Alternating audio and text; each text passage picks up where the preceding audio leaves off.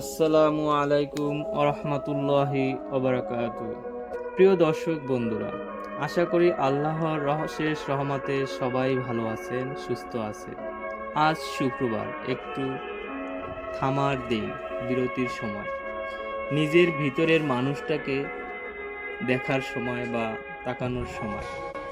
আমি আজ উপস্থিত আছি ঢাকা কারওয়ান বাজারে, ব্যস্ত শহরের মাঝখানে এমন একটি জায়গা যেখানে প্রতিদিন হাজারো মানুষের ভিড়, পরিশ্রম আর ব্যস্ততা একসাথে মিশে থাকে।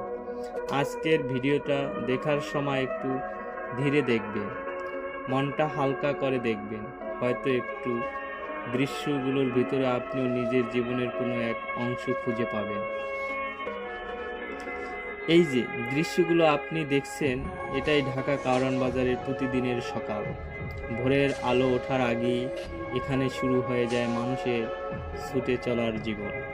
ট্রাক থেকে নামছে সবজি, ব্যবসায়ীরা সাজাচ্ছে দোকান, কেউ দর কষাকষি করছে, কেউ আবার নীরবে হিসাব মেলাচ্ছে। সবজি যেমন হলো শাক, লাউ, কুমড়ো, বেগুন, টমেটো, প্রতিটি সবজির সাথে জড়িয়ে আছে কোনো না কোনো মানুষের পরিশ্রমের গল্প। এখানকার মানুষগুলো খুব বেশি কিছুই চায় না, শুধু সৎভাবে কাজ করে পরিবারের জন্য দুমুঠো ভাত নিশ্চিত করতে চায়। এই বাজার আমাদের মনে করিয়ে দেয়, জীবন সহজ না, কিন্তু পরিশ্রম করলে আল্লাহ নিশ্চয়ই কোনো না কোনো পথ খুঁজে দেন। অনেক মানুষ আছে যারা নিজের কষ্ট কাউকে বলে না, হাসি মুখে কাজ করেই যাচ্ছে আর মনে মনে আল্লাহর উপর ভরসা রাখেন।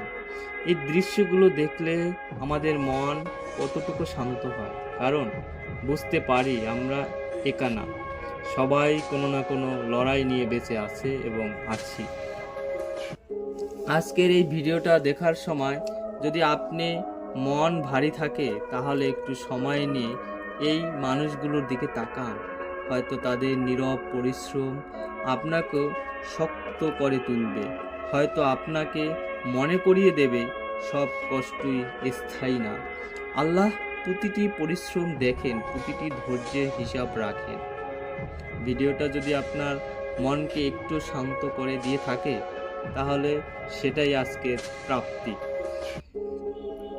সবাই নিজের খেয়াল রাখবেন, মনের যত্ন নেবেন, আর পরিশ্রমী মানুষগুলোর জন্য হাত তুলে আল্লাহর কাছে একটু দোয়া করবেন। আল্লাহ আমাদের সবার জীবন সহজ করে দেন। আল্লাহ হাফেজ। ধন্যবাদ।